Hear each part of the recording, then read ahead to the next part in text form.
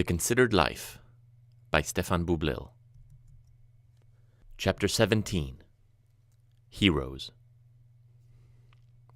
Do you remember your first weekend without feeling the ethereal presence of the King of Pop? I do. It was a weekend of tributes, music, friends come to testify, and of opportunists come to advertise. I listened to many a Michael Jackson megamix that week, hastily put together by home DJs in a bid to viralize their careers and by superstars, not to let theirs pale. Neither, of course, hit the spot like the hard stuff. It is still stunning to me how what might have been considered music of little importance by some lasted so long and so vividly as a culture-shifting phenomenon that people, even those who weren't of age when he came of it, cannot dismiss. That is, of course, because we tend to worship as a species those who would be king, those who create objects, moments, emotions that we believe to be beyond our own reach. What is so special about them? Whether the reverence is warranted or not, we fall in love, fanatically so, with those we call heroes. The hero is an ancestral mythical figure important to society because it represents the best hopes of the human race. Whether in cartoon or human form, they symbolize what we wish we were good enough to be. They represent all that we think is virtuous in all of us. Hence, optimistic as always, we overuse the word just so we can rest in the comfort that we are not living in a time without heroes, without moral and behavioral leadership. That is why on the local news today there is a hero who saved a cat, equally eligible for the designation as the fireman who gave his life, and Jason of Argonaut fame. Per Professor Joseph Campbell, in one of his frequent Bill Moyers interviews, a hero is someone who has given his or her life to something bigger than oneself, a sacrifice seldom made in these times of selfish fulfillment. Yet, the title keeps crowning the undeserving, along with the worthy, as we continuously add to it qualifiers such as true or real, pointing to our unmistakably desperate need for guidance. At every street corner, we humans seem to require a moral compass that we can consult before making the next turn. A hero is no less than an anthropomorphized map of righteousness, each as distinctive as the individual deciphering it, the reason why Mr. Campbell named his seminal book The Hero with 1,000 Faces. A hero looks different to every person indeed, and that is the reason the word itself has been diluted to now fulfill our need for mere idolatry. Case meet point in Mr. Jackson, a different symbol to each gawker. We worship these idols no better or worse than the Jews at the foot of Mount Sinai, impatient from Moses' return from his chat with the bush, men and women so anxious to praise the word of the one true that when the word is a bit late, they will melt their precious metals just to have an icon to worship while they wait. Alas, that is how we are built. We need to exalt, desperately so. Whether we hang a cross over every door in our house, fast for a day or a month, or buy every new gadget Steve told us to, we believe that the worshipped have answers, all the answers. Do you remember how you felt, those of you on the left side of the aisle, the day President Barack Obama laid his hand on the Bible in front of millions of people? I do. Simply put, the tears that ran down my cheeks that day were not shed for political ideals, the first black American president, or the choices made throughout history that made his candidacy and subsequent election a significant reality. But the fact that his acclamation heralded, for better or worse, the long-awaited return of possibility. I heard of the American dream first when I was a child growing up in France, not quite grasping yet that America stood for more than Converse and Stevie Wonder, although they do account for a large percentage. It is a heroic dream because it is one that cares little for contradiction. It is one born from bravery and naivete, from purpose and improvisation, from ambition and laziness. Alas, the former impulses had seemingly all but disappeared by the turn of the new millennium. All this wealth, all this consumption, all the arrogance and entitlement that crept up during the Clinton era did not feel earned, but handed over and made us question whether abundance was, or rather should be, all that mattered.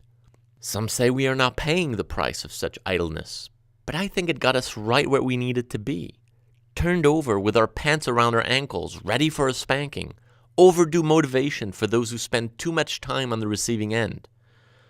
The promise, made in a document written on a no doubt sweaty 1776 summer day declaring our independence from Grandma, was nothing if not optimistic about the world being born, about how people of all races and creeds might get along, about the possibilities. Yes, the possibilities.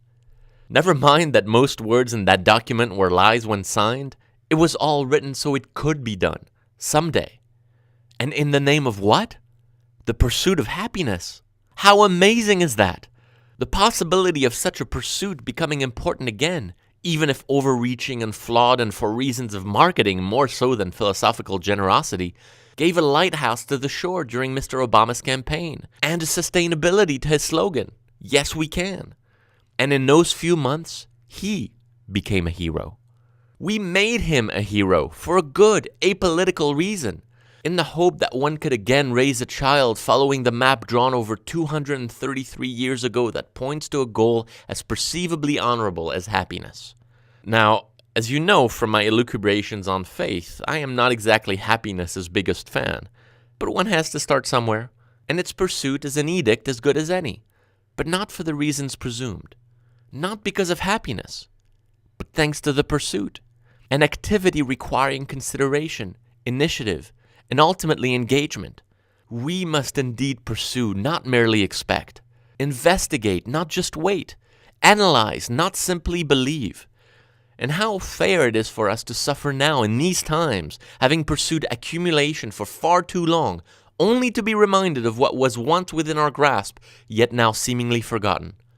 An ordinary feeling. The ease with which we, as a species, routinely blame outside factors for our problems betrays our laziness, but the fact remains that blame has never fixed anything. It simply reassigns responsibility to gain comfort, if only for a little while longer. And that is the word, isn't it? Comfort. It is the reason why complacency sets in, the reason why entitlement robs us of courage, the reason why rules are invented to keep us behaving. The reason why importance is lent to anyone with a forum. Comfort is the reason why the pursuit of happiness has been replaced by the pursuit of worth, whether it be in your banker's or father's eyes. Comfort all but replaced the dream that is America with nothing but unkept promises. Who Barack Obama is? I don't know. How what he has done and will do fare in the books of history? There is no way to tell. But there is one thing that I believe as strongly as I have come to love my children, which is that to lend us the power to strip ourselves of our fears and once again trust in uncertainty, as he proved capable of, at least for about a month after his inauguration, is the greatest gift that he has offered us. That inspiration was made possible by the words and actions of a stranger who uncovered, if for a brief moment, all of the possibilities within ourselves. We admired, we were ravished. We were awed, lost for words, filled with wonder at the person we saw in the mirror because we felt capable of delivering on his promises of being all we could be. Indeed, did we not invent the very concept of worship in order to give us something to reach for? Perhaps the idea of idolatry is not at all external, but a reflection of the self. Perhaps it is based on the acknowledgement of a certain level of craft or excellence believed to be attainable. Were you not, as so many others were, infected by Mr. Obama's optimism? I was, still am, regardless of later disappointments. If that principle holds true, would it be possible for even the religious hero to point to the possibility of divinity within, rather than the independent puppet master story so oft recounted? I think that is exactly what religions should promote. That just as science tells us we are unequivocally made of stars, so are we made of something we cannot understand yet. Something we could call divine, or inspiration, or whatevs. That is an incredible opportunity for an evolving understanding of ourselves.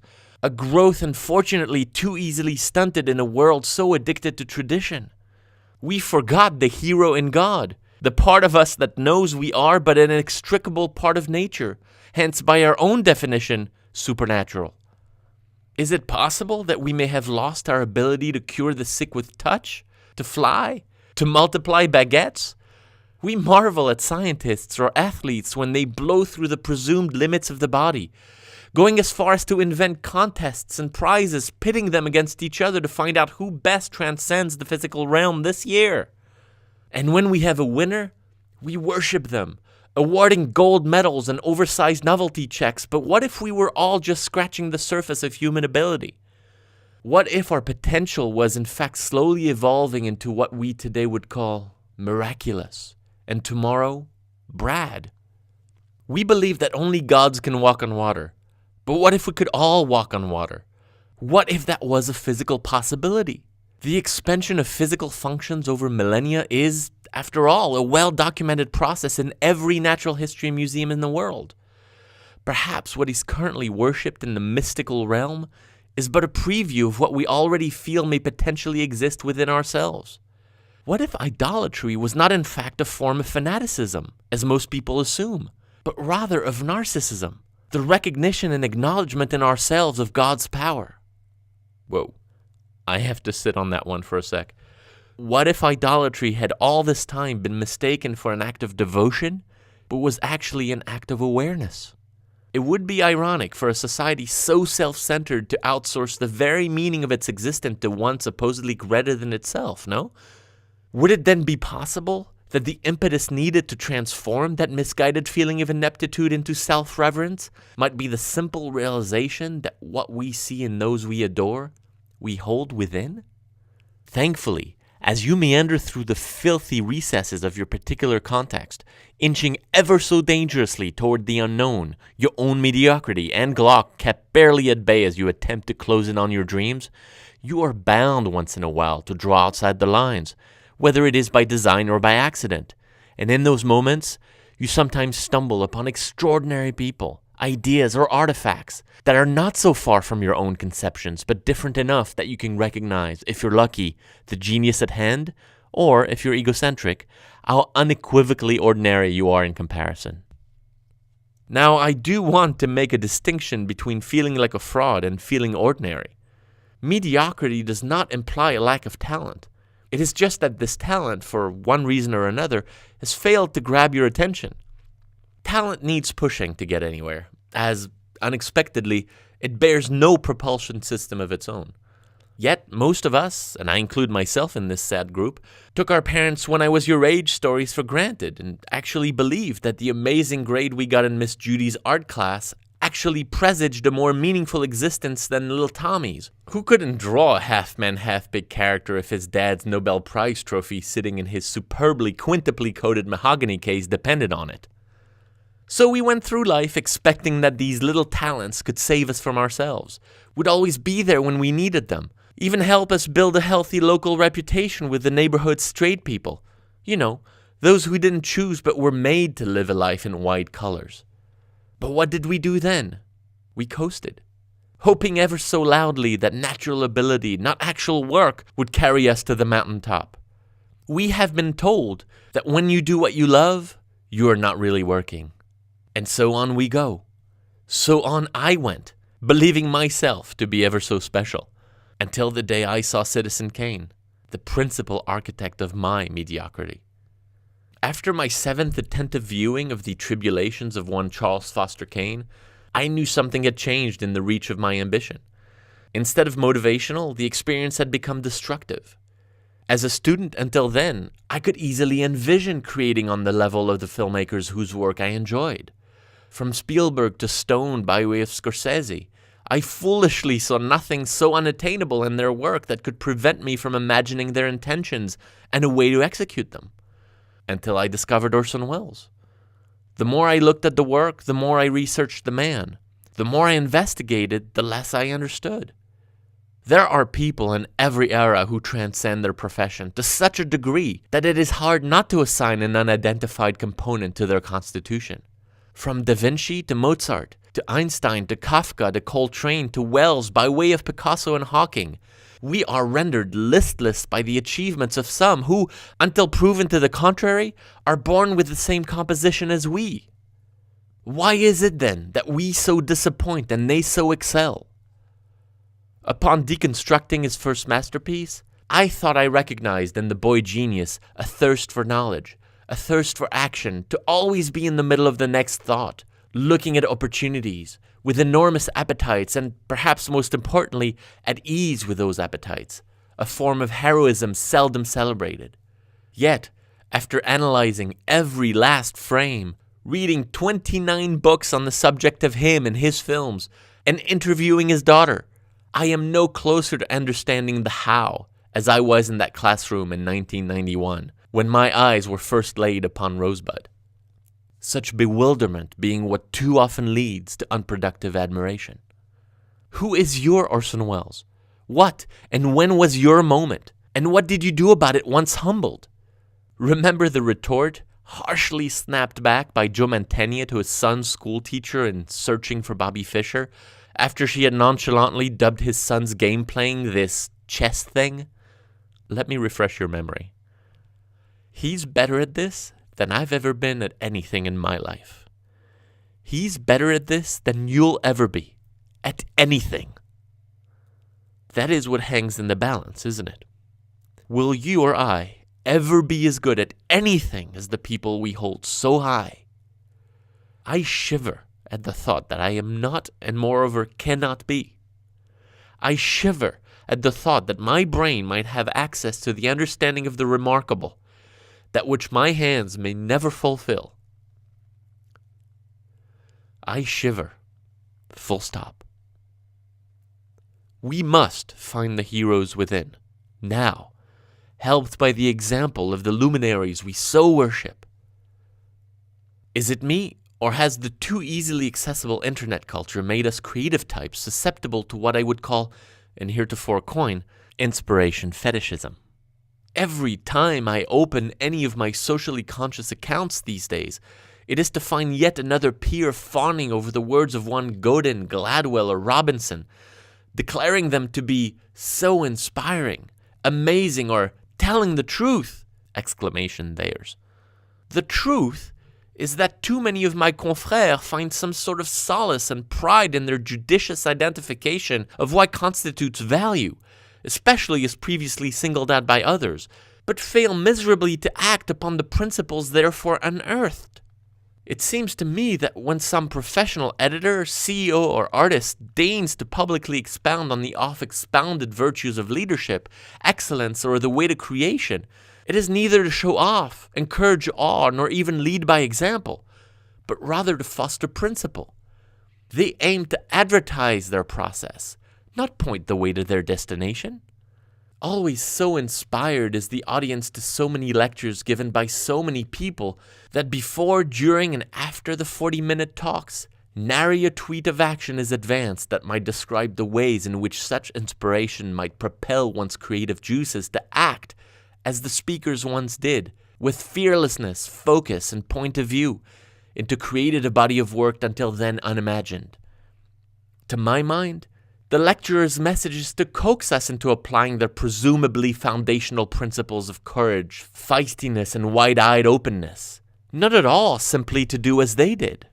Never would they advocate for us to be Richard Bransons, Esperanza Spaldings, or Rem Koolhaases, but to find within ourselves, with a bit of luck, a talent as vociferous as theirs to perhaps turn into careers.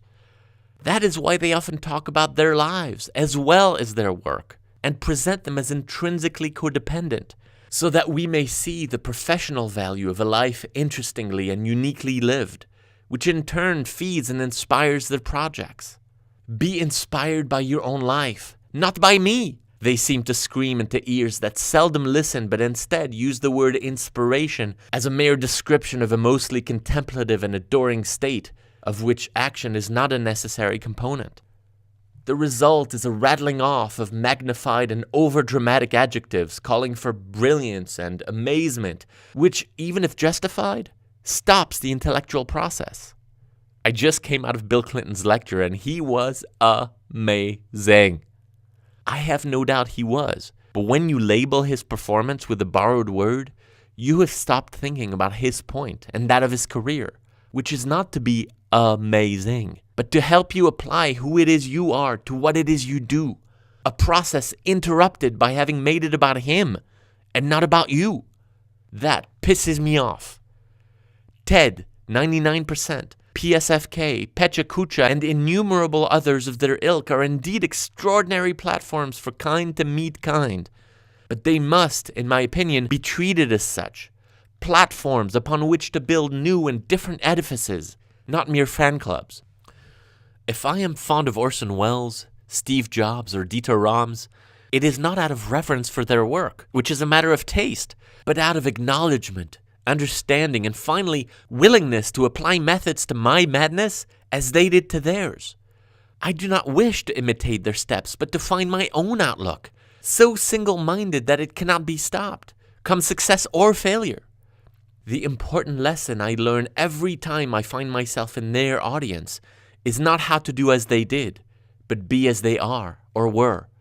A demonstrable difference seemingly rarely understood by the throngs of admirers who follow and report on their idols' every move. We have become addicted to wisdom, a fetish among so many others experienced in the moment, but which has little actual impact on our lives because personal action needs to be taken after the message has been ostensibly understood. That is why I would love for the promoters, lecturers, and audiences of so many of these conferences, talks, and quotes to one day band together and find a way to act upon the intentions so loudly spoken and build something of value.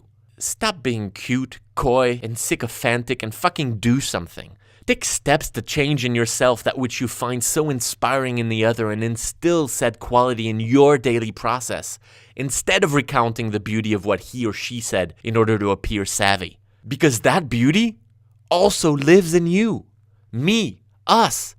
Those giants are no better. They didn't waste time funning over their peers and elders. They found their own ideas to be worthier of their efforts. And so must we. What happened to motivation? What happened to influence? What happened to awakening? All of those are consequences of inspiration. Yet we leave them on the cutting room floor like so many well-meaning designs, perhaps thought to be too ambitious for little old us. That is not the case. We are everything we think we are, and are only cheating ourselves of the afore-admired level of excellence because we have mistakenly believed greatness to be of others. Those to whom you have traveled to hear speak have attained a level of cognizance that you personally subscribe to, and that is to your credit and advantage, not theirs. That is information you can now use to apply principles you have identified through your superior intellect, and can put to work to define your own present and future, which will be different from theirs. Be inspired to do something. That is the point of the word itself. Otherwise, it is just another form of entertainment. The hero is a concept central to ancient Greek religion and has traveled through time, but seems largely antiquated to modern life. Indeed, sitting at computers, building cars, working retail, the argument could be made fairly easily that there is little work today that requires us to surmount the impossible odds described in either the Odyssey or the Empire Strikes Back. Our solution has been instead to invent challenges for ourselves, to walk coast to coast, to climb Everest, to swim the Channel as a quadruple amputee, etc., and push this machine we were loaned to the limits of its brute force and intellectual prowess. But where is the heroism in that? It is only extraordinary in the context of a society that has become insipid, lethargic, and sedentary. Since few take up the challenge, those who do are hailed. That is only but another piece of evidence that the heroes are us. We must no longer equate heroism with kindness or accomplishing feats never before accomplished. Heroism can be cooking yourself a meal instead of ordering pizza, quitting your job when you've had enough, changing that light bulb that has been dark for 5 months. It is the small things that add up to a big thing. It is what eventually adds up to you, finally understanding yourself. Self-awareness is the superpower. It is deplorable to leave these abilities buried in ourselves because of what mostly amounts to unwillingness to go after them. Unwillingness is surmountable. Go learn the piano at 45 because there's something about the music of Thelonious Monk that has always made you weep. Play a chord yourself as he might have, and grasp that which moved you so. To will it is heroic. If you have planted the seed, water it. That is heroism. So is getting up off the sofa. A trial and error process, considering our lives encourages us to do in order to discover value. Failures will be more numerous than successes, of course, but failure is useful. Do not let what you cannot do interfere with what you can do, said Hall of Famer John Wooden, and I tend to believe him. That is why this is a worthy journey, because there is nothing you can do wrong. A hero, in a way, is one such person or one such company or one such idea that is not afraid of being itself, that is not afraid to go near the sun with wings made of feathers. Heroes are shameless people who can push back fear where it belongs, in the pages of didactic books, and expand their minds to the possibilities of us. When advice givers insist on our doing something every day that scares us, they are right. It is a way of life. Can you think of anything better to do with your day? The considered life is not a philosophy. It is not a method, neither a principle nor a virtue. Merely an encouragement to take care of yourself first. To see that person in the mirror not as a collection of inherited opinions, but as a distinctive and honest whole, indivisible, however flawed or deformed. Only then may you be in a position to take care of others. And take care you should.